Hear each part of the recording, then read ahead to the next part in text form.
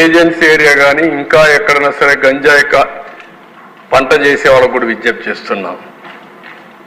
మీకు కష్టాలు ఉన్నాయి, మీ కష్టాల కోసం ఈ పంట చేసి సమాజాన్ని నష్టం చేయడం మంచిది కాదు. వాళ్ళకు ప్రత్యామ్నాయంగా ఏం చేయాలో చేద్దాం. వాళ్ళ మీద ప్రత్యేకంగా ఈ ట్రైబల్ ఏరియాలో కానీ మిగిలిన ప్రాంతాల్లో కానీ ఎవరన్నా గంజాయి పండిస్తూ ఉంటే ఆల్టర్నేటివ్గా ఏమేం చేయాలో ప్రభుత్వ ఖర్చు కూడా ఇచ్చి అన్ని విధాలు చేస్తాం. గంజాయి మాత్రం ఎట్టి పరిస్థితుల్లో ఆమోదించాం. ఈ చెడ్డ పేరు రాకుండా చూసుకునే బాధ్యత మనందరిది. ప్రజా చైతన్యం కూడా తీసుకురావాల్సిన అవసరం ఉంది. నెక్స్ట్ దీని మీద ఒకసారి చర్చ పెడదాం. నెక్స్ట్ సెషన్లో చర్చ పెడదాం. ప్రజా చైతన్యం కూడా తీసుకొద్దాం. ప్రజా సదస్సులు పెడదాం. పెట్టి మనం అవేర్నెస్ కూడా తీసుకొద్దాం. ఇక్కడ ఇది నేను లాస్ట్కి వచ్చాను. మీరు పోలీసులతో రాజకీయ నాయకులుగా మారిన నేరగాడు ముఠ. ఇప్పుడు ఒక విషయం నేను మిమ్మల్ని అందరినీ కోరుతున్నా.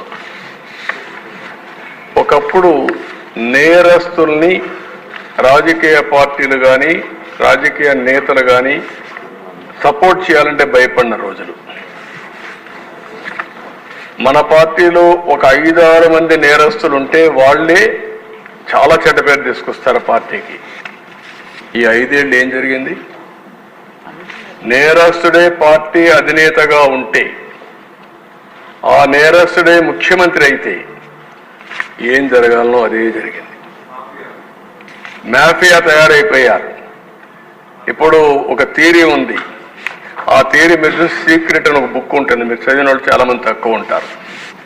చదివి ఉంటే సంతోషం. ఆ సీక్రెట్ బుక్లో మీరు ఒక సంకల్పం చేసి ముందుకు పోతా ఉంటే మీ సంకల్పం జరగడానికి, మీ ఆలోచన బలపడడానికి, జయప్రదం కావడానికి అలాంటి ఆలోచన చేసే వాళ్ళందరూ వస్తూ ఉంటారు, జాయిన్ అవుతూ ఉంటారు. ఒక మంచి పని చేయాలంటే ఒక అడుగు మనం వేసి 2 అడుగులు కలిసి వస్తూ ఉంటుంది. అదే మరి చెడు వ్యక్తులు కూడా చెడు పనులు చేయాలన్నా ఆ సంకల్పానికి కూడా అలాంటి వ్యక్తులు చేస్తారు. అలాంటి వ్యక్తులందరూ వైసీపీలో చేరారు. నేను అడుగుతున్నా, ఇక్కడుండే మీరందరూ చెప్పాలి, చరిత్రలో ఇలాంటి నాయకుడిని ఇటీవల కాలంలో మీరు చూశారా? నేనైతే 45 ఏళ్ళు చూడలేదు. 45 ఏళ్ళు నేను చూడలేదు ఎక్కడ. నేను చదవలేదు కూడా. నేను 78లో ఫస్ట్ టైం ఎమ్మెల్యే చేశాను, 80లో మంత్రి. అప్పటి నుంచి రాజకీయాల్లో ఉన్నా. ఇప్పుడు దేశంలో సీనియర్ మోస్ట్ నాయకుడు నేనే. నా తర్వాత వచ్చిన వాళ్ళు మిగిలిన వాళ్ళందరికీ ఉండే ముఖ్యమంత్రులు లేకపోతే కేంద్రంలో మంత్రులు తర్వాత వచ్చారు. కానీ నాకు చరిత్ర అంతా కూడా చూస్తూ ఉంటాం కదా దేశ రాజకీయాల్లో ఉంటే. ఎక్కడ నాకెవరు తగల్లా కాదు. ఒక అతను దొరికాడు. ఒక నార్త్ కొరియాలో ప్రెసిడెంట్ ఉన్నాడు. చరిత్రలో ఒక అతను ఏంటంటే పాబ్లో ఎస్కోబార్ గెవిరియా. అతను ఇదేనండి, ఎస్కోబార్ అనే వ్యక్తి కొలంబియన్ డ్రగ్ లార్డ్. ఇతను నార్కో టెర్రరిస్ట్. అతను పాలిటీషియన్ అయిపోయాడు. అతను ఏం చేశాడంటే మొత్తం ఒక లీడర్గా తయారై మెడిలిన్ కార్టెల్ అనే పేరు పెట్టి ఈ డ్రగ్స్ అమ్మడానికి కారిడార్స్ ఎస్టాబ్లిష్ చేశాడు. ఎస్టాబ్లిష్ చేసి మొత్తం దీంట్లో $30 బిలియన్ డబ్బులు సంపాదించి అది ఈరోజు $90 బిలియన్ వర్త్ ఆఫ్ వెల్త్ సంపాదించాడు దీంట్లో. ఇది సంపాదించిన తర్వాత మీరు ఒకసారి చూస్తే 76లో అరెస్ట్ అయ్యాడు. 80లో number 1 and richest drug lord of the world. Drugs కూడా మీ ప్రపంచంలో రిచెస్ట్ ఫెలో కావచ్చు, వ్యాపారాలు చేసి కావచ్చు. కానీ ఇప్పుడు మాజీ ముఖ్యమంత్రి ఉద్దేశం ఏంటి? ఆయన కూడా అదే కావాలి. ఆయన ఏమనుకున్నా అంటే టాటా, రిలయన్స్, అదానీ ఇలాంటి వాళ్ళు డబ్బులు ఉన్నాయి, వాళ్ళకంటే నేను ఎక్కువగా సంపాదించాలనేది ఆయన కోరిక. నేను అందుకే ఒక మాట చెప్పాను మీకు. కొంతమందికి నీడ్ ఉంటుంది, కొంతమందికి గ్రీడ్ ఉంటుంది, కొంతమందికి మేనియా ఉంటుంది, పిచ్ ఉంటుంది. మెకనస్ గోల్డ్ అదే పిచ్చ. అలాంటి పిచ్చబట్టిన వాళ్ళు ఈ పనులు చేస్తారు. ఆ తర్వాత 82లో ఎంపీ అయ్యాడు. కొలంబియా పార్లమెంట్ ఎంపీ అయ్యాడు. 82లో అమెరికా అరెస్ట్ చేయాలంటే మేడ్ డీల్ విత్ కొలంబియా ప్రెసిడెంట్తో ఇతను ఓన్ ప్రిజన్ ఒకటి క్రియేట్ చేసుకొని లా క్యాథెడ్రల్ అని ఒక ప్రిజన్ మంచి హిల్స్లో కట్టుకొని అక్కడే ఉంటా అన్నాడు. పెట్టారు. అక్కడి నుంచి తప్పించుకొని మళ్ళా వెళ్ళాడు. వెళ్ళిన తర్వాత 86లో ఈ killed minister of justice, Colombia minister law మినిస్టర్ని చంపేశాడు. అక్కడి నుంచి 85 సుప్రీంకోర్టు పైన అటాక్ చేశాడు. ప్యాలెస్ ఆఫ్ జస్టిస్ సీజ్ 107 మందిని ఇంక్లూడింగ్ 11 మంది జడ్జిలు చెప్పారు. తగలబెట్టారు. నాకు తెలియదు, ఇవన్నీ చూడాలి. సినిమా కూడా ఉందంట, బాగుందా? అది చూడాలి ఇప్పుడు మీరందరూ కూడా, రాష్ట్ర ప్రజానికి మొత్తం చూడాలి. 89లో killed president for expelling Escobar from politics. ఒక ఆయన మాట్లాడాడు, ఇలాంటి వాళ్ళు ఉండకూడదు, వీళ్ళంతా కూడా డ్రగ్ వీళ్ళు ఉండకూడదని చెప్పిన నేరానికి అతను చంపేశారు. అంటే ఇంకొక పక్కన 89లో bomb DIS building bombing department అన్నమాట, సెక్యూరిటీ హెడ్ క్వార్టర్స్ ని పూర్తిగా 57 మంది ఉంటే వాళ్ళు కూడా చంపేసే పరిస్థితికి వచ్చారు. దగ్గర 2248 మంది ఇంజురీ అయ్యారు. అంటే నేను ఒక ఫ్లైట్ కూడా కాల్ చేశారు. నేను ఎందుకు ఈ విషయాలు చెప్తున్నానంటే, నిన్న కూడా రఘురామకృష్ణరాజు గారు ఒకటి అడిగారు, సార్ ఎట్లా ప్రజలు ఓట్లు వేశారు? ఈరోజు రాజకీయాలు ప్రజాస్వామ్యయుతంగా నీతి నిజాయితీగా చేయాల్సిన అవసరం ఉంది. నాకు అనుమానం లేదు, భారతదేశం 2047కి నెంబర్ 1గా కానీ నెంబర్ 2 కానీ ఉంటుంది. వికసిత్ భారత్ నరేంద్ర మోడీ గారు చెప్పే విషయం మనం గుర్తుపెట్టుకుంటే అనుమానమే లేదు. భారతీయులు మొత్తం ప్రపంచానికే నాయకత్వం ఇచ్చే శక్తి ఉంది సేవాభావంతో. ఇప్పుడు అమెరికాలో మీరు చూస్తే 2 పార్టీల్లో, ఒక పక్క ప్రెసిడెంట్ ఆఫ్ అమెరికా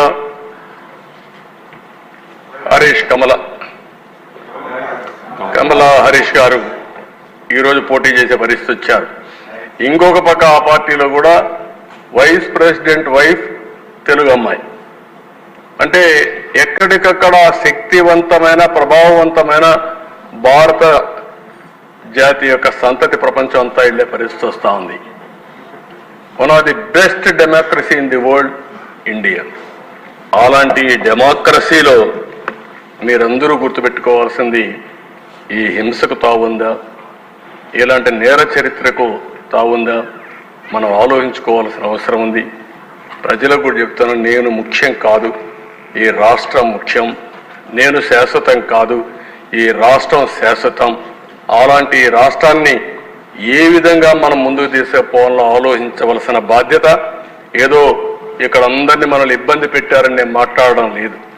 మీ అందరికీ ఇబ్బంది ఉంది, నన్ను ఇబ్బంది పెట్టారు. సరే, భగవంతుడు మనల్ని కాపాడాడు, అది వేరే విషయం, చరిత్ర. కానీ అందుకే నేను చాలాసార్లు మీటింగ్లో చెప్పాను, ఎవరు రాజకీయాల్లో ఉన్నా పర్వాలేదు, కానీ ఇలాంటి వ్యక్తులు రాజకీయాలకు అర్హత లేదనేది నా అభిప్రాయం. ఇప్పుడు కూడా స్ట్రాంగ్లీ ఆ విషయమే ప్రజలకు చెప్తున్నాను. మీరు కూడా ఆలోచించండి, అందరూ కలిసి ముందుకు పోవాల్సిందిగా నేను కోరుకుంటే. నెక్స్ట్, ఇప్పుడు వే ఫార్వర్డ్. పోలీస్ శాఖ పూర్తిగా ప్రవర్తనలోనే మార్పు తీసుకొస్తాం. కొత్త క్రిమినల్ చట్టాలపైన అవగాహన వేస్తాం, చర్చ చేస్తాం. లా అండ్ ఆర్డర్ ఎందుకు అవసరం, లా అండ్ ఆర్డర్ యొక్క ప్రాముఖ్యత ఏంటి, లా అండ్ ఆర్డర్ ఉంటే ఏమేమి లాభాలు వస్తాయో అన్నీ కూడా చర్చ చేస్తాం. ఏదైతే మోడర్న్ ఎక్విప్మెంట్ ఉందో, అత్యాధునిక సాంకేతిక పరిజ్ఞానం తీసుకొచ్చి ఎవరు తప్పు చేసినా, నిన్న మీరు చూస్తే ఏ పరిస్థితికి వచ్చారంటే మదనపల్లి ఫైల్స్, ఇది లేటెస్ట్ కేసు. అక్కడ సిఎస్ అందరూ ఉన్నారు, దగ్గర 2000 ఫైల్స్ కాల్ చేశారు, అన్ని రిట్రీవ్ చేస్తున్నారు ఇప్పుడు. అంటే ఏ విధంగా వీళ్ళు తయారైపోయారంటే, వీళ్ళు చేసే ఘోరాలు నేరాలు కప్పిపుచ్చుకోవడానికి దేనికైనా తెగాయించే పరిస్థితికి వస్తున్నారు. అందుకనే ఈ టెక్నాలజీ కూడా ఉపయోగించుకుంటాం. గంజాయి మారక ద్రవ్యాల బెడదపై పోరాటం చేస్తాం, ప్రజల్లో అవగాహన చేస్తాం, ఇంకా డిబేట్ చేద్దాం. ఎట్టి పరిస్థితుల్లో దీన్ని ఎరాడికేట్ చేయాల్సిన బాధ్యత ఈ ప్రభుత్వం పైన ఉంది. దాన్ని పూర్తిగా ప్రజల్లో తీసుకునే బాధ్యత ఇక్కడ ఉండే ఎమ్మెల్యేల పైన, ఈ డిపార్ట్మెంట్స్ పైన ఉందని చెప్పి నేను మీకు తెలియజేస్తూ, ప్రవర్తనాత్మక పోలీస్ శాఖ, నేరగాళ్ళలో భయం రావాలి. నేను అందుకే ఫైనల్గా ఒకటి చెప్తున్నా, లాస్ట్ నేర రహిత సమాజం, జీరో టాలరెన్స్ ఆన్ క్రైమ్. ఎక్కడ రాజీ పడే సమస్య లేదు, తన మన అనే భేదం కూడా లేదు. శాంతి భద్రతలో నూతన అధ్యాయం, new chapter in law and order will start, already started. ఎవరైనా మారకపోతే మళ్ళీ చెప్తున్నా ఈ హౌస్ ద్వారా, ఎట్టి పరిస్థితుల్లో మీరు మారకపోతే దాని సీక్వెన్సెస్ కానీ దాని కాన్సిక్వెన్సెస్ కానీ మీరు ఫేస్ చేసే పరిస్థితి వస్తుంది. లా అండ్ ఆర్డర్కి అభయడగండి, చట్టాన్ని గౌరవించండి, లా ఆఫ్ ది ల్యాండ్ ఉంది. అదే సమయంలో నేరస్తులు కూడా రాజకీయాల్లోకి వచ్చి నేరాలు ఘోరాలు చేయడానికి రాజకీయం ముసుగేసుకుంటే మాత్రం ఆ రాజకీయం ముసుగు చేసి ఎవరైతే నేరాలు చేసిన వాళ్ళని నేరస్తులుగానే ట్రీట్ చేసి పనిష్ చేస్తామని చెప్పి కూడా ఈ హౌస్లో మరొకసారి మీ అందరికీ తెలియజేసుకుంటూ, 5 ఏళ్లలో జరిగింది ఇది. దీనికి ఒకటే పరిష్కార మార్గం, ప్రజా చైతన్యం. ఆ ప్రజా చైతన్యంతోనే ముందుకు పోయి ఒక ఆంధ్రప్రదేశ్ రాష్ట్రం పీస్ఫుల్ స్టేట్, ఒక డొసైల్గా ప్రతి ఒక్కరు కూడా ప్రపంచంలోనే తెలుగు జాతి, నేను ఎన్నోసార్లు చెప్పాను, నెంబర్ 1 కమ్యూనిటీగా చేసే అవకాశాలు ఉన్నాయని, దానికోసం ముందుకు పోతా అని చెప్పి తెలియజేసుకుంటూ, నేను చెప్పిన విషయాలన్నీ ప్రజలు ఆలోచించండి. మీకు జరిగిన ఘోరాలు అన్యాయాలు ఇక్కడనే నేను చూస్తే 80%, 90% ఎమ్మెల్యేస్ అంతా బాధితులే. ఇదే సమస్య ప్రజల్లో ఉంది. వాళ్ళు చెప్పుకోలేని ఫియర్ ఉంది, భయం ఉంది. కొంతమందికి ఎవరికి చెప్పాలో తెలియని పరిస్థితుంది. వాళ్ళు కూడా చెప్పమంటున్నా, మీకు జరిగిన అన్యాయాలు చెప్పండి. మీ అన్యాయాల్ని పూర్తిగా అరికట్టే బాధ్యత, మీకు న్యాయం చేసే బాధ్యత మేము తీసుకుంటామని మరొకసారి తెలియజేసుకుంటూ, ఈ అవకాశాన్ని ఇచ్చిన స్పీకర్ గారికి మనస్ఫూర్తిగా నమస్కారాలు, ధన్యవాదాలు. థ్యాంక్ యూ అన్న. రాష్ట్రంలో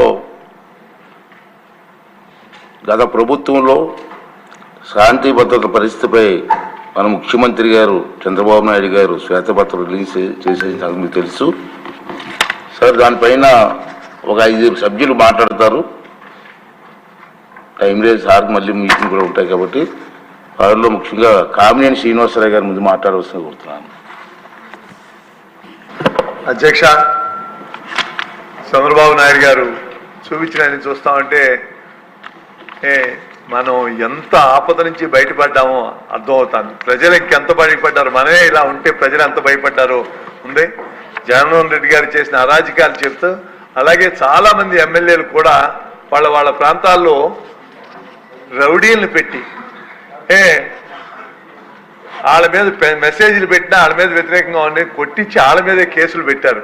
అందుకని జస్ట్ వాళ్ళ మీద ఇప్పుడు మనం రౌడీ షీట్లు పెడతాం కదా అధ్యక్ష, వాళ్ళని ప్రత్యేకంగా గుర్తించి కొందరిని ఇట్లాంటివి జరగకుండా ఉండాలంటే జిల్లా బహిష్కరణని ఉన్నాళ్ళని పెడితే తప్ప ఇట్లాంటి ఆగు అధ్యక్ష. తప్పకుండా అండ్ ఆర్డర్లో ముఖ్యమంత్రి గారు చెప్పిన వైట్ పేపర్ చూస్తే మనం ఈ రాష్ట్రాన్ని కాపాడుకోవాల్సిన బాధ్యత ఉంది. దాంట్లో ఇలా స్థానికంగా జరుగుతున్న దుర్మార్గులను కూడా శిక్షించవలసిందిగా కోరుతూ మీ దగ్గర సెలవు తీసుకున్నాను.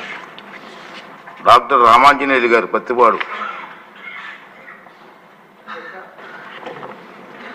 ఈ 5 సంవత్సరాల వైసీపీ పాలనలో జరిగినటువంటి దాష్టికము, దౌర్జన్యము, ఈ సంఘటనలో బలైనటువంటి వ్యక్తిగా, ముఖ్యంగా కేంద్ర తెలుగుదేశం పార్టీ కార్యాలయంపై దాడి చేసినప్పుడు అక్కడ ఉన్నటువంటి వ్యక్తిగా, ఆ దాడిని ప్రత్యక్షంగా చూసి బలైనటువంటి వ్యక్తిగా 2 మాటలు మాత్రమే చెప్పదలిచాను.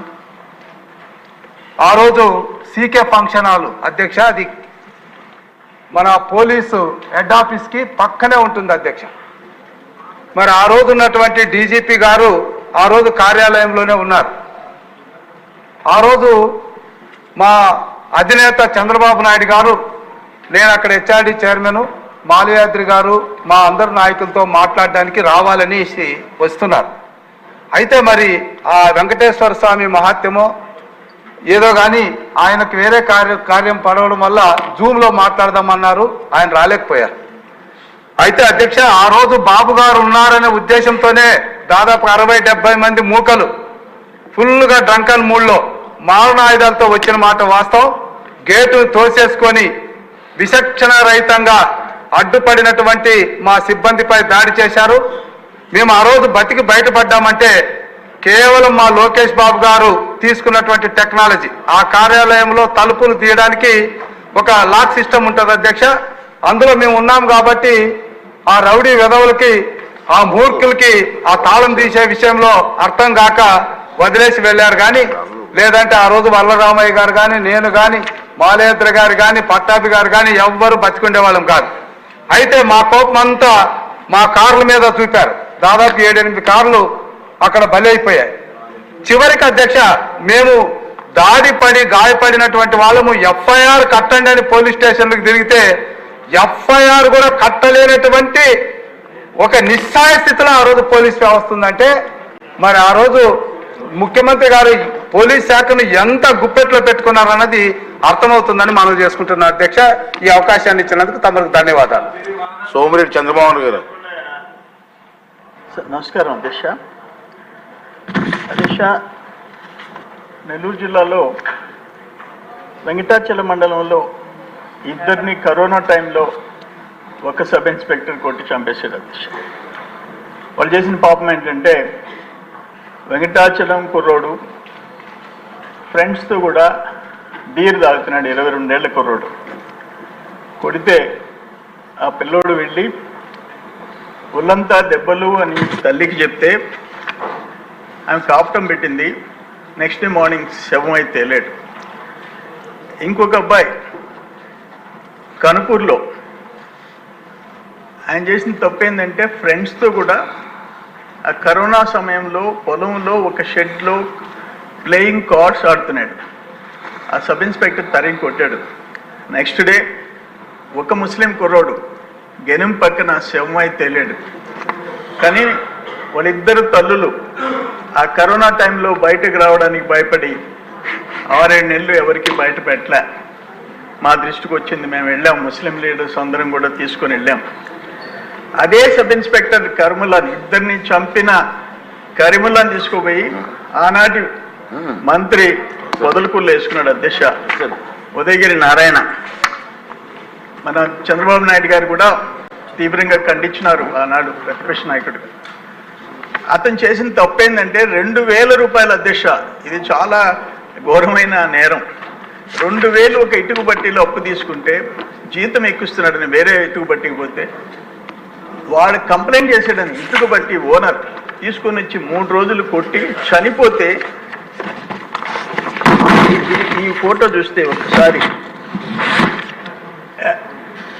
చెట్టుకి ఎలాడదీస్తే, నేను ఢిల్లీకి వెళ్ళి ఎస్సీ కమిషన్ తీసుకొని వస్తే సునీల్ ఐఏఎస్ ఆఫీసర్ ఆయన వచ్చి సాయంత్రం లోపల ఇది మర్డర్ అని చెప్పి ఆ ఉదయగిరి నారాయణ భార్యకి చూడండి స్లిప్పర్స్తో కూడా మర్డర్ చేసి ఎలాడదీస్తే ఇది మర్డర్ అని చెప్పి రిపోర్ట్ ఇచ్చిపోతే, సాయంత్రానికి ఆ అమ్మాయికి ప్రభుత్వ ఉద్యోగం, 8,25,000 రూపాయల డబ్బులు, 3 ఎకరాల పొలం, 3 సెంట్ల ఇడస్థలం ఇచ్చుకున్నారు అధ్యక్ష.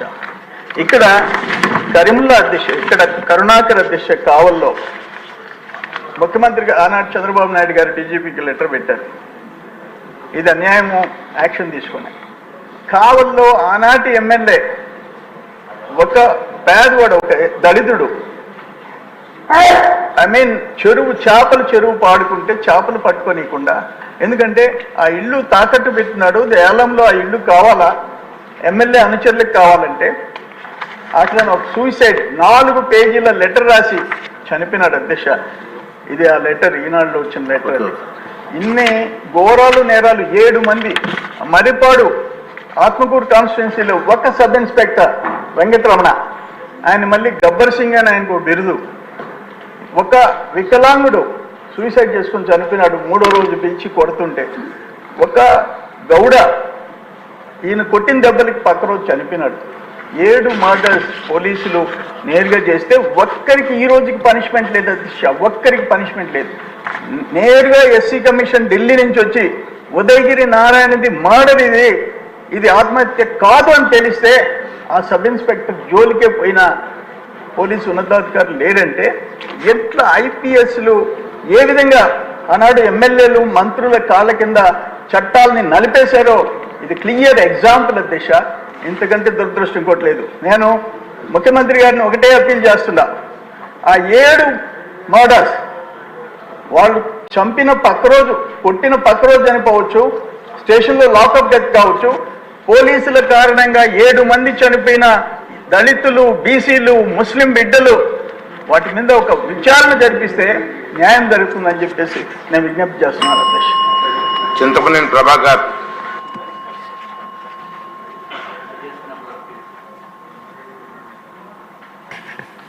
నమస్కారం అధ్యక్ష. గడిచిన 5 సంవత్సరాల్లో ఈ రాష్ట్రంలో శాంతి భద్రతలు అనేవి ఏ విధంగా మన ముఖ్యమంత్రి గారు చెప్పినట్లుగా ఒక నేరస్తుడే ఆ యొక్క పదవిలోకి వస్తే ఏ విధమైనటువంటి పరిణామాలు సంభవిస్తాయో మనందరికి కూడా తెలుసు అధ్యక్ష. ముఖ్యంగా తెలుగుదేశం, జనసేన, కొద్దిగా బీజేపీ వాళ్ళు కూడా మనతో పాటు మన నాయకులు, కార్యకర్తలు అనేక మంది ఈ యొక్క కొంతమంది పోలీసులు, అధికార పార్టీ వాళ్ళు అప్పట్లో వాళ్ళు కుమ్ముగాయటంతో నేరం చేయనప్పటికి కూడా ఒక్కొక్క మండల స్థాయి నాయకుడికి 10-15 కేసులు ఉన్నాయి అధ్యక్ష. మీ ద్వారా మరి ముఖ్యమంత్రి గారిని దాని మీద తగిన విచారణ జరిపించి ఏమైతే అన్యాయంగా, అక్రమంగా మన లీడర్లే కాదు ప్రజల మీద కూడా వాళ్ళ ఆస్తులను కాజేయడానికి, వాళ్ళని ఇబ్బంది పెట్టడానికి ఏమైతే వాళ్ళ స్వార్థం కోసం నమోదు చేసినటువంటి కేసులు ఏమైతే ఉన్నాయో వాటిలన్నింటి మీద కూడా పునర్విచారణ జరిపించి వాళ్ళందరూ కూడా న్యాయం చేయాలి అధ్యక్ష. ఎందుకంటే నెలలో 30 రోజులు ఉంటే ఒక్కొక్కరికి 1 వీక్ కోర్టు వాయిదాలు తిరిగితే సరిపోతుంది అధ్యక్ష. కాబట్టి ప్రత్యేకంగా ముఖ్యమంత్రి గారు లా అండ్ ఆర్డర్ని కంట్రోల్ చేసే దాంతోపాటు ఎవరికైతే అన్యాయం జరిగిందో వాళ్ళ పక్షపాతిగా అన్యాయం జరిగిన వాళ్ళకి పక్షాన ఉండాల్సిన అవసరం మనకు ఉంది కాబట్టి అధ్యక్ష వాళ్ళందరి మీద కూడా మరలా విచారణ జరిపించి న్యాయం చేయమని చెప్పి ఈ సభ ద్వారా కోరుకుంటాను అధ్యక్ష. ధన్యవాదాలు అధ్యక్ష. గౌరవనీయులు ముఖ్యమంత్రి గారు క్రిమినాలజీ మీద రీసెర్చ్ చేసిన ప్రొఫెసర్ లాగా చాలా చక్కటి ఎక్స్ప్లెనేషన్ ఇచ్చారు. మాట్లాడటానికి పెద్దగా లేకపోయినా నా ఘోష 1 నిమిషం చెప్పుకుంటాను, తర్వాత జనరల్గా ఇంకొక నిమిషం బెల్ కొట్టద్దు. ఏమిటంటే అంతా కూడా చూశారు మే 14, 2021 రాత్రి ఏం జరిగిందో. హాస్పిటల్ రిపోర్ట్స్ కూడా చాలా స్పష్టంగా ఉన్నాయి. సాక్షాత్తు ముఖ్యమంత్రి గారు కూడా ఎన్నోసార్లు, ఎందుకంటే ఆయన రిపోర్ట్స్ అన్నీ కూడా వారికి నేను పంపించడం జరిగింది ఎప్పుడో. అవన్నీ చూసిన తర్వాత నా మీద కస్టోడియల్ టార్చర్ జరిగిందని అంత స్పష్టంగా చెప్పిన తర్వాత 3 సంవత్సరాలు నేను కనీసం కంప్లైంట్ విచారణ కోరినా కూడా ఏమీ లేని పరిస్థితి. చిట్ట చివరికి ప్రభుత్వం మారి సుపరిపాలన చంద్రబాబు నాయుడు గారు ముఖ్యమంత్రిగా ప్రమాణ స్వీకారం చేసిన తరువాత నా కేసు రిజిస్టర్ చేయడం జరిగింది. మరి రిజిస్ట్రేషన్ అయితే అయింది కానీ ఇప్పటి వరకు విచారణ ప్రారంభించలేదు. అందుకు బాధ్యులైన ప్రధానమైన అధికారులు 307 అటెంప్ట్ మర్డర్ కేసు అంత స్పష్టంగా ఉన్నప్పటికీ జనరల్గా పోలీస్ డిపార్ట్మెంట్లో ఒక కేసు ఉన్నప్పుడు ఇమ్మీడియట్గా అధికారిని సస్పెండ్ చేయటం అనేది దట్స్ ద నామ్. ఇక్కడ ఇంకా అది జరగలేదు. సో కొంచెం అటువంటి అధికారాన్ని డీజీ స్థాయి అయినప్పటికీ కూడా శిక్షిస్తే పోలీసుల్లో కూడా ఇటువంటి వెధవ పనులు చేయకూడదని ఒక క్రమశిక్షణ అనేది వస్తుంది. త్వరితగతిన నా కేసు విచారించాలి అని చెప్పి గౌరవనీయులైన ముఖ్యమంత్రి వర్యులు, డీజీపీ కూడా ఇక్కడే ఉన్నారు, వాళ్ళకు కూడా తెలియజేస్తున్నా, మీ ద్వారా తెలియజేస్తున్నా. ఇక ఉద్యోగస్తుల్ని టీచర్ల మీద కేసుల గురించి ముఖ్యమంత్రి గారు సభాముఖంగా ఆ కేసులు త్వరలో ఎత్తివేస్తామని చెప్పారు.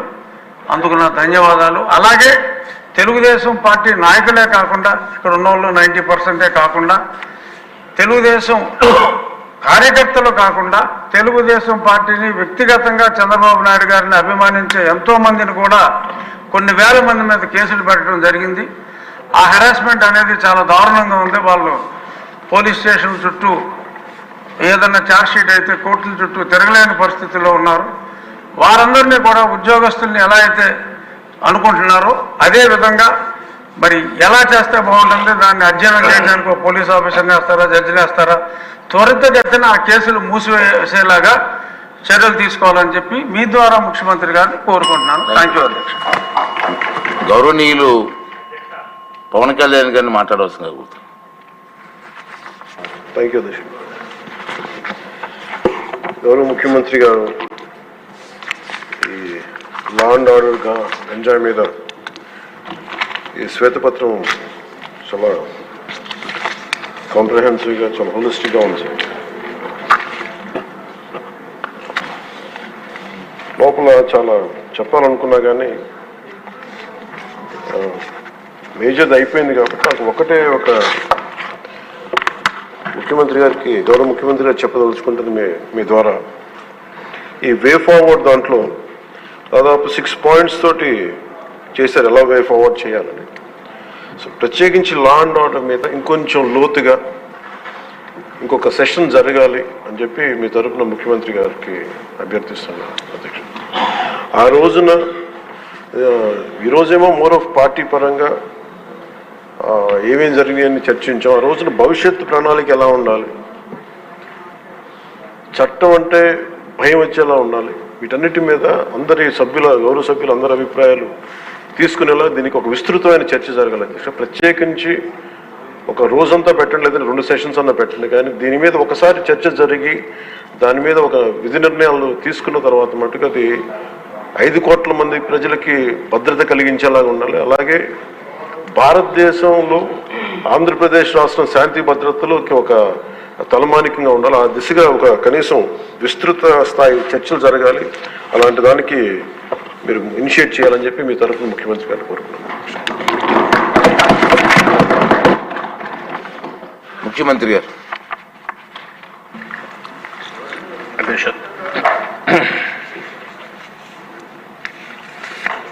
ఏదైతే పవన్ కళ్యాణ్ గారు ఇప్పుడే మాట్లాడారు, దీని మీద ఇంకా లోతైనటువంటి చర్చ కూడా చేయాలి. మనలో ఒక అవగాహన రావాలి. అదే సమయంలో ప్రజా చైతన్యం కూడా చాలా అవసరం. ఒక పక్కన చాలా డిటరేట్ అయినటువంటి లా అండ్ ఆర్డర్, అధికార యంత్రాంగం కూడా చాలా వరకు ఎప్పుడూ లేనంతగా నిర్వీర్యం అయిపోయింది. ఈ వ్యవస్థను కూడా మళ్ళీ పటిష్టం చేయాల్సిన అవసరం ఉంది. నెక్స్ట్ సెషన్లో మళ్ళా బడ్జెట్కి వస్తాం. అవసరమైతే 1 full day చర్చ పెట్టి మీ అందరి అభిప్రాయాలు తీసుకొని తద్వారా రాష్ట్రాన్ని 2047 ఏ విధంగా ఆలోచిస్తున్నామో లా అండ్ ఆర్డర్లో కూడా వన్ ఆఫ్ ది బెస్ట్ స్టేట్గా number 1 state to maintain law and ఆర్డర్గా చేయడానికి కూడా దాన్ని కూడా చర్చ చేద్దాం. చర్చ చేసి యాక్షన్ తీసుకుందాం. అదే సమయంలో నేను రిపీటెడ్గా మళ్ళీ మిమ్మల్ని అందరినీ కోరుతున్నాను అధ్యక్ష. ఇప్పుడే కామినేని శ్రీనివాస్ గారు మాట్లాడారు, ఇంకా చంద్రమోహన్ రెడ్డి గారు, ప్రభాకర్ గారు, వీళ్ళందరూ మాట్లాడారు. రఘురామకృష్ణరాజు గారు ఆయనకి జరిగిన అన్యాయం, రాష్ట్రానికి జరగబోయే మంచి కూడా చెప్పాడు. చాలా సంతోషం. ఏదైతే కేసులు కూడా రకరకాలుగా పెట్టారు, ఇక్కడుండే మెజారిటీ ఎమ్మెల్యేల పైన కేసులు పెట్టారు. వీళ్ళు కాకుండా మనం ఒకసారి చూస్తే చాలామంది వీకర్ సెక్షన్స్ మీద SC, ST, BC, minority, women, social activist, social media యాక్టివిస్టులు వీళ్ళందరిపైన కేసులు పెట్టారు. అవన్నీ కూడా ఏవైతే రాజకీయ ప్రేరేపిత కేసులన్నీ కూడా వాళ్ళ బాధ్యత వాళ్ళు చేసినప్పుడు వాళ్ళనే అక్యూజ్డ్గా చేసి కేసులు పెట్టడం అనేది చాలా దుర్మార్గమైన కార్యక్రమం. దాన్ని ఏం చేయాలనో రివ్యూ చేస్తాం. అమరావతి రైతులపైన కేసులు పెట్టారు. టీచర్స్ పైన సిపిఎస్ అడిగితే వాళ్ళపైన కేసులు పెట్టారు. ఇవన్నీ మరిగా తెలుగుదేశం, మిగిలిన అన్ని రాజకీయ పార్టీలు, జనసేన, బీజేపీ, మిగిలిన రాజకీయ పార్టీ నాయకులపైన, కార్యకర్తలపైన కేసులు పెట్టారు. ఇవన్నీ కూడా సమీక్ష చేద్దాం. అవసరమైతే ఎవరైనా ఎక్సెస్గా కావాలని కేసులు పెట్టారని ప్రూవ్ అయితే అలాంటి అధికారులు శిక్షించడానికి కూడా నేను సిద్ధంగా ఉన్నానని చెప్తాను. ఏదో చట్టాన్ని వాళ్ళ చేతల్లోకి తీసుకొని ఇష్టానుసారంగా చేసి మళ్ళా తప్పించుకుంటామని ధీమాత ముందుకు పోతే ఎప్పుడు కూడా లా అండ్ ఆర్డర్ మనం కంట్రోల్ చేయలేం. చట్టం ఉంది, చట్టాన్ని గౌరవించాలి. అధికారులు కానీ, సామాన్య ప్రజానికం కానీ, ప్రభుత్వాలు కానీ చట్టాన్ని గౌరవించినప్పుడే దానివల్ల లా అండ్ ఆర్డర్ మెయింటైన్ అవుతుంది. విచ్చలవిడితనం వస్తే ఎప్పుడు కూడా లా అండ్ ఆర్డర్ మెయింటైన్ చేయలేం. అదే సమయంలో అధ్యక్ష, ఇంకొక పక్క నేను ఇక్కడే మిమ్మల్ని కూడా కోరుతున్నా, మళ్ళీ ప్రభుత్వాన్ని ఇబ్బంది పెట్టే పరిస్థితి ఎన్డీఏలో ఉండే ఎవరు తేవద్దండి. నేను చాలా స్పష్టంగా రిక్వెస్ట్ చేస్తున్నా. ప్రభుత్వం దృఢ సంకల్పంతో ఉన్నాం. లా అండ్ ఆర్డర్ మెయింటైన్ చేస్తాం. వారసత్వంగా కొన్ని సమస్యలు వచ్చాయి. ఏ సమస్య వచ్చినా ఆ సమస్యను పరిష్కారం చేసే శక్తి ఎన్డీఏకుంది. నేను ఇక్కడే మిత్రులు పవన్ కళ్యాణ్ గారు మేము ఒకటే చెప్తున్నాం, అప్పీల్ చేస్తున్నాం. మన సభ్యులు ఎవ్వరు కూడా లా అండ్ ఆర్డర్ మీ చేతులకు తీసుకోవద్దండి. మీకు ఏదున్నా చెప్పండి. డెమాన్స్ట్రేటివ్గా యాక్ట్ చేసి ఈ రాష్ట్రంలో లా అండ్ ఆర్డర్కి విఘాతం కలిగించే వ్యక్తి ఏ స్థాయిలో ఉన్నా సరే పనిష్ చేసే బాధ్యత మాదని మరొకసారి అందరికీ ఇప్పటికే కొంత మెరుగయ్యింది. ఆవేశాలు ఉన్నాయి, ఒకరోజు ఆవేశాలు పోవు. బాధ ఉంది మనసులో. చాలా ఓసారి మీకు అవే జ్ఞాపకం కూడా వస్తూ ఉంటాయి. ఎందుకంటే మీకు జరిగిన అన్యాయం తలుచుకుంటారు. మీ కింద ఉండే కార్యకర్తలు వచ్చి వాళ్ళు కూడా బాధపడతారు. నాకు ప్రాణ సమానమైనటువంటి కార్యకర్తలు పోగొట్టుకున్నాను నేను. అందుకనే మీరు చూసి చంద్రయ్య కేసులో నేనే పాడి మోసాను. నేను మర్చిపోగలుగుతాను ఆ సంఘటన, నా జీవితంలో మర్చిపోలేను. ఎందుకు అతను చేసినటువంటి త్యాగం అది. అలాంటి వాళ్ళందరూ ఉన్నారు, వాళ్ళు మన ముందర కనపడిస్తూ ఉంటారు. కానీ మనకు ఒక బాధ్యత కూడా ఉంది. ప్రజలు మనకిచ్చింది కక్ష తీర్చుకోమని అధికారం ఇవ్వలేదు. తప్పులు చేసిన వాళ్ళని క్షమించమని కూడా ఇవ్వలేదు. అది కూడా అసమర్థం అవుతుంది. ఆ విషయం కూడా మీరు గుర్తుపెట్టుకోవాలి. తప్పు చేసిన వాళ్ళని శిక్షించాలి, అదే సమయంలో కక్ష తీర్చుకోవాలి, పొలిటికల్ విక్టిమైజ్ చేయాలి అనేది పెట్టుకుంటే మాత్రం దాన్ని ఏమాత్రం కూడా కరెక్ట్ కాదు. మనం అధికారం ఇచ్చింది చట్టాన్ని గౌరవించడానికి, రాష్ట్ర ప్రజలకు మెరుగు చేయడానికి ఇచ్చారు. ఈ ప్రాసెస్లో కొంతమంది సఫర్ అయ్యాం, కొంతమంది ఎక్కువ సఫర్ అయ్యారు, కొంతమంది తక్కువ సఫర్ అయ్యారు. మొన్నటి వరకు ఎప్పుడూ ఊహించినటువంటి, ఎప్పుడూ సినిమాల్లో హీరోగానే కొట్టడమే తెలిసిన పవన్ కళ్యాణ్ గారు కూడా రోడ్డు మీద పడుకోవాల్సి వచ్చింది. అదే సినిమాలో అయితే పడుకునేవాడు కాదు, అక్కడైతే పైకి ఎగిరి కొట్టేవాడు. కాబట్టి ఇవన్నీ ఉన్నాయి. కానీ డెఫినెట్గా కంట్రోల్ చేద్దాం. సెకండ్ థాట్ లేదు. ఇది అయిన తర్వాత మళ్ళీ మనం మాట్లాడుకుందాం. కమిషన్ కూడా నేను ఆలోచిస్తాను, ఏ విధంగా వేయాలి అనేది కూడా ఆలోచించుకొని నేను అన్ని స్టడీ చేసుకొని అవసరమైతే క్యాబినెట్ల మీద మాట్లాడతాను, మాట్లాడి యాక్షన్ తీసుకుంటాం.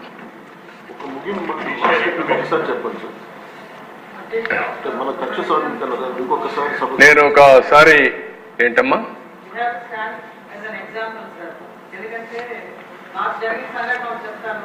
పవన్ కళ్యాణ్ గారి ఒక మహిళ వచ్చి నా మైనర్ కూతుర్ని ఇలా తీసుకెళ్ళిపోయారని చెప్తే ఆయన వెంటనే స్పందించి వితిన్ 3 days తీసుకొచ్చారు.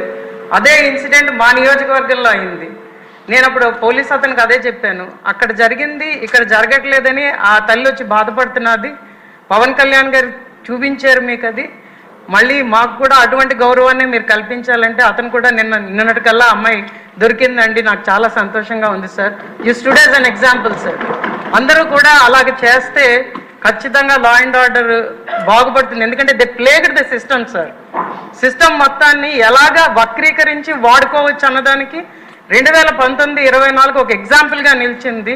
దాన్ని మనం మార్చాలంటే ప్రతి ఒక్కళ్ళు దాంట్లో భాగస్వాములు అవ్వాలని నేను అందరినీ కోరుకుంటున్నాను. మీరు చెప్పినట్టు మాధవ్ గారు చెప్పిన నెల్లిమర్ల శాసనసభ్యురాలు చెప్పినట్టు కొన్ని సమస్యలు మనం పరిష్కారం చేస్తున్నాం. కొన్ని సమస్యలు మన చేతల్లో లేని సమస్యలు కూడా ఉన్నాయి. నేను పార్టీ ఆఫీస్లో ఉన్నా. ఒకరోజు ఒక అమ్మాయి వచ్చింది. వస్తానే కళ్ళు నీళ్ళు పెట్టుకుని ఏడవడం మొదలుపెట్టింది. ఏంటమ్మా? ఒక 2 నిమిషాల తర్వాత అమాయించుకొని, సార్ నాకు జరిగిన అన్యాయం మర్చిపోలేకపోతున్నాను, మీరు ఏం చేస్తారో తెలియదు, ఆడబిడ్డలకు రక్షణ ఇచ్చే బాధ్యత మీరు తీసుకోండి.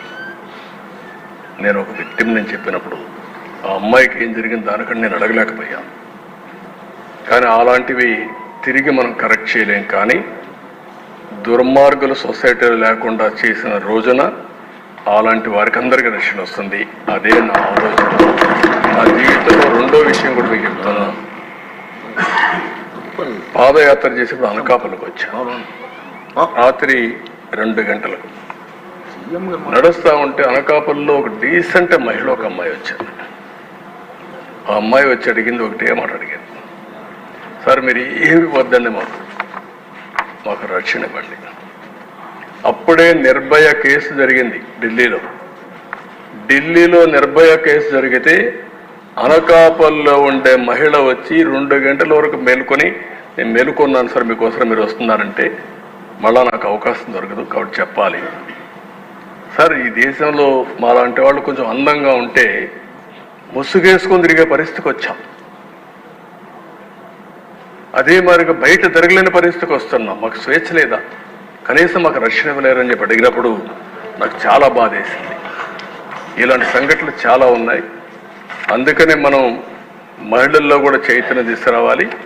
అదే సమయంలో సంస్థల పైన కూడా మనందరం ఒక పద్ధతి ప్రకారం పనిచేస్తేనే సాధ్యమవుతుంది. ఇప్పుడే మళ్ళీ ఒకసారి పవన్ కళ్యాణ్ గారు చెప్పినట్టు మీరు గుర్తుపెట్టుకోవాల్సింది, మనం అందరి మీద ఒక బాధ్యత ఉంది. ఒక విధంగా మనందరం మనుషులమే. నాకు జరిగిన అవమానం నన్ను వెంటాడుతూ ఉంటుంది. మీరందరూ గుర్తుపెట్టుకోవాలి, నా జీవితంలో మొట్టమొదటిసారిగా నా కళ్ళలో నీళ్లు పెట్టిన సందర్భం ఒక సందర్భం. అది హౌస్లో నాకు జరిగిన అన్యాయంతో నా జీవితాంతం జ్ఞాపకం ఉంటుంది. దేనికి భయపడలేదు. నన్ను చంపతారని తెలిసిన 24 క్లేమోర్ మైన్స్ నా మీద బ్లాస్ట్ చేసినప్పుడు నేను బాధ్యత ప్రవర్తించాను తప్ప ఆధార్యంతో నేను మాట్లాడలేదు. నా కళ్ళల్లో ఒక్క చుక్క కన్నుడు రాలేదు. పవన్ కళ్యాణ్ గారు ఎంత విసిగిపోయాడో మీరు చూసుంటారు. ఫ్యామిలీ విషయాలు మాట్లాడుతూ ఉంటే ఒక బాధ్యత కలిగిన ముఖ్యమంత్రి. నేను కూడా మాట్లాడాను. ఇది చూసిన తర్వాత వాడికి బుద్ధి రావాలనే ఉద్దేశంతో అలాంటి వ్యక్తులకి ఒక మాట అన్నాను. పవన్ కళ్యాణ్ గారు చాలాసార్లు చెప్పారయ్యా, ఆయన ఏది చేసినా చట్టపరంగా మ్యారేజ్ చేసుకుంటే తప్పులేదు, ఆ విషయం గుర్తుపెట్టుకోవాలి మీరు అని చెప్తూ ఒక మాట ఉన్నా. నువ్వు కూడా ఇన్నిసార్లు కలవరిస్తున్నావు, పోయి కాపురం చేయాలని చేయబోయి అని చెప్పా.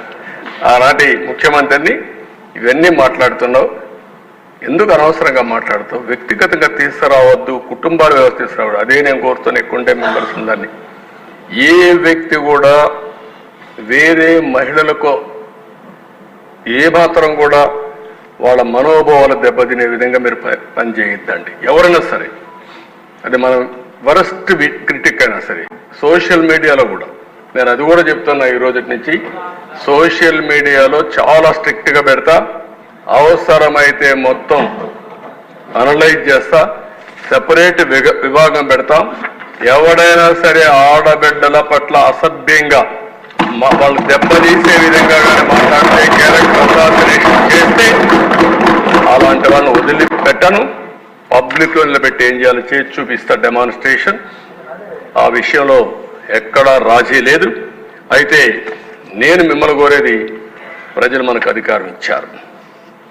అధికారం ఇచ్చింది ప్రతీకారాన్ని తీర్చుకోవడానికి కాదు. మళ్ళీ మళ్ళీ చెప్తున్నా, ఎమ్మెల్యేలు అవుతానని మనకు అనిపిస్తుంది. ఇన్ని రోజులు వాడు వేధించాడు, నా కార్యకర్తలు ఆనందంగా ఉంటారు, నేను కూడా వేధిస్తే నా కార్యకర్తలు తృప్తి పడతారనుకుంటారు. కానీ అది మాత్రం చేయొద్దండి. మనకు అధికారం ఇచ్చింది ప్రజలకు సేవ చేయడానికి, తప్పులు చేసిన వాడిని శిక్షించడానికి. శిక్షించే బాధ్యత ప్రభుత్వాన్ని, సేవ చేసే అవకాశం, బాధ్యత మీదిగా తీసుకోవాల్సిందిగా మరొక్కసారి కోరుకుంటూ, ఎక్కడా దీన్ని ఉపేక్షించం. ఒకవేళ కానీ మన వాళ్ళు తప్పు చేసినా ఏమనుకోవద్దని మొన్నైతే పవన్ కళ్యాణ్ గారు చాలా స్పష్టంగా లేఎస్ఎల్ఎస్ పార్టీ మీటింగ్లు చెప్పారు. ఇక్కడ కూడా మొన్న కూడా చెప్పారు. నేను మనస్ఫూర్తిగా అభినందిస్తున్నా. ఆన్ రికార్డ్, ఒకవేళ అలాంటి తప్పు జరిగితే నేను చేసినా మొదట నా మీద యాక్షన్ తీసుకోమని చెప్పిన వ్యక్తి పవన్ కళ్యాణ్ గారు. అది ఆయన యొక్క సిన్సియారిటీ. కాబట్టి మన మీద ఈరోజు అపోజిషన్ లేదు కాబట్టి మనం ఏదో మాట్లాడుకుంటే ఎవరు రేజ్ చేయలేదు అనుకుంటున్నాం. కానీ మనం చేసే ప్రతి పని 5 కోట్ల మంది అనుక్షణం నిరీక్షణ చేస్తున్నారు, వాచ్ చేస్తున్నారు. నేనేం మాట్లాడుతున్నాను, మీరేం మాట్లాడుతున్నారు, నా బాడీ లాంగ్వేజ్ ఎట్టుంది, అన్నీ కూడా ప్రజలు వాచ్ చేస్తారు, వాళ్ళే నిర్ణయిస్తారు. దయచేసి మీరు గుర్తుపెట్టుకోవాలి, మనం జవాబుదారీతనం ఈ హౌస్ 5 కోట్ల ప్రజలకి. అది గుర్తుపెట్టుకోవాలి. అందరం కూడా ఆ బాధ్యత ప్రవర్తించమని మరొకసారి కోరుకుంటూ, మరీ కోరుతున్నా, రేపటి నుంచి 0 incidents in Andhra Pradesh from our side. Me side నుంచి ఒక్క ఇష్యూ కూడా జరగకుండా చూసుకునే బాధ్యత మీది. ఎవరైనా కావాలని చేస్తే మాత్రం నిర్మోహమాటంగా ఏం చేయాలో చేసి చూపించే బాధ్యత ప్రభుత్వానికి. అంత ఫర్మ్గా ఉంటామని చెప్పి మరొకసారి తెలియజేసుకుంటూ, అందరూ కూడా సహకరించమని మరొకసారి అందరినీ ప్రవర్తిస్తూ, ప్రజలు కూడా కోరుకుంటున్నాం. ఇది చాలా ముఖ్యమైన సమస్య. ప్రజలందరూ కూడా చర్చ చేయాల్సిన అవసరం ఉంది, చైతన్యవంతులు కావాల్సిన అవసరం ఉంది. అవ్వాలని కోరుకుంటూ మరొకసారి మీకు మనస్ఫూర్తిగా ధన్యవాదాలు. Thank you. తిరిగి శుక్రవారం 26వ తేదీ ఉదయం 9 గంటలకి సమయ సాగుకు సభను వాయిదా వేస్తున్నారు.